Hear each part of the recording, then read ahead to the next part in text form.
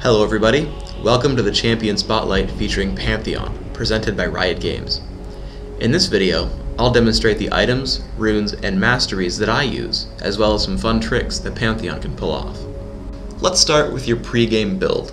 Pantheon is actually quite frail and does not have strong escaping abilities, so I plan my runes, masteries, and summoner spells around this fact. I take Cleanse and Ghost as my summoner spells so that I can get in and out of battles fairly painlessly. I focus this build on doing as much damage with Heartseeker Strike as possible, thus I focus on physical damage and armor penetration and max Heartseeker as soon as possible. I use armor penetration marks, dodge seals, magic resist per level glyphs, and health quintessences. This allows me to deal more damage with my abilities while also being able to take a bit more punishment than my opponents expect. For masteries, I have 21 points in defense and 9 in offense. I take every damage reduction mastery I can in the defense tree and then push down the offense tree with 1 point in armor penetration. With a Meki Pendant and 2 health potions, I have a pretty strong lane even against Tristana. I use Spear Shot to last hit minions for now. Even though she's trying her hardest to harass me, I'm able to get the first 4 minion kills with minimal damage taken. If your opponent is playing aggressively, it's best to try to sit right next to your ranged minions. If you get attacked, they'll switch focus onto the enemy champion.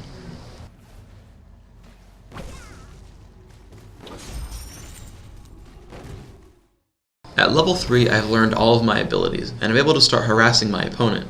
As her minions start thinning out, I use Pantheon's standard 3-hit combo: Aegis of Zionia, Heartseeker Strike, and Spear Shot. Because I haven't been casting anything but Spear Shot in lane, I have more than enough mana to run this combo twice. I harass her with Spear Shot until my leap comes back up again, and then force her to ghost and run away.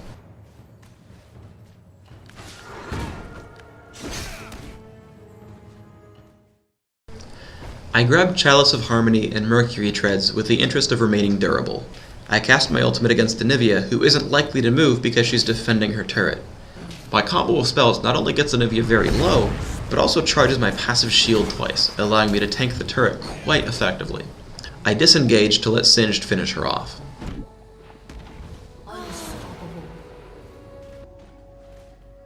When I return to the lane, Evelynn initiates.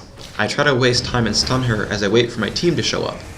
I whiff Heartseeker Strike due to Fling, but I'm still able to finish her off with a point-blank Spear Shot and an automatic crit on my basic attack. I start buying damage items and get ganked as soon as I pull back from pushing a tower. The most crucial thing here is I actually save Cleanse for Nasus' Wither. Dark Binding naturally timed out by the time the other champions showed up, so cleansing it would have been fairly useless. I end up using Ghost as well as I start getting afraid of Evelynn. I stay by the tower to help defend it and just kill time for my team. As soon as Evelynn leaves her friends, I leap to stun Morgana and then hit both her and Nasus with Heartseeker Strike. Evelynn comes back in late, and you can see just why I love my defensive masteries and runes. After grabbing Brutalizer, I farm some minions and manage to tag Nasus with the Heartseeker Strike. As Evelynn shows up, I have to play this battle extremely smart. Once Nasus casts his ultimate, I stun him, then position myself so that I can hit both Evelynn and Nasus with Heartseeker. I play defensively as I wait for my cooldowns. Evelynn stealths to initiate on me again. By maxing Heartseeker and grabbing Brutalizer, my spells cool quickly. Though I make a mistake in trying to cleanse the stun as opposed to the inevitable ignite, I do kill her and level up just in time to survive everything thanks to my defensive build pregame. Now I have Last Whisper and my team and I spot Morgana out of place. Realizing that my team will probably not be able to catch her, I use Ghost to get me into range for Aegis of Zionia and an automatic critical strike for the kill. Yes, it's a kill steal, but my team should probably get on my level.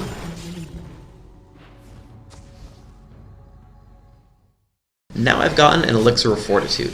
As we saw earlier with Anivia, Pantheon is an extremely potent tower diver. I barely catch up to Tristana and follow up with my standard Aegis Heartseeker combo. I do so much damage now that I can kill someone from over 700 health instantly. One of the best traits of Pantheon's Leap is that I get an automatic shield to block one of those tower shots every time. I purchase Phage on my way to Frozen Mallet. As I'm about to fight Tristana in mid, Evelynn comes for me again. I cleanse at the wrong time again, but now my damage is so high that combining Aegis into Heartseeker gets her extremely low. The shield I get from my bash blocks one attack, and the spear shot I throw at the very end blocks another. She gets dropped by an automatic crit again, and I survive with 6 health. The defense talents were extremely useful, but the real hero here is the Elixir of Fortitude that I drank during the Tristana kill. This is the final, most intricate battle. If you're gonna take notes, do it here. I keep myself behind the tank, and when Evelynn wakes up on Singed, I blow her up with Aegis Heartseeker, also damaging Morgana severely. However, I can't chase down Morgana just yet, as my important spells are on cooldown now. I see an opening on Nasus and dive right into crit into death as well. Now their team doesn't have enough damage to actually kill me, so I'm free to dive on Anivia. I could have ghosted after her once she flashed, but they surrender anyway.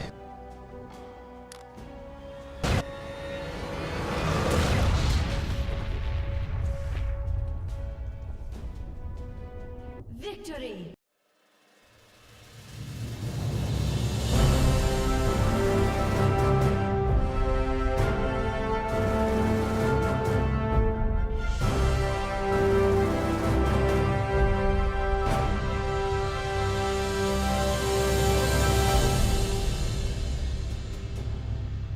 Thanks for tuning in to the Pantheon Spotlight. I'll see you next time.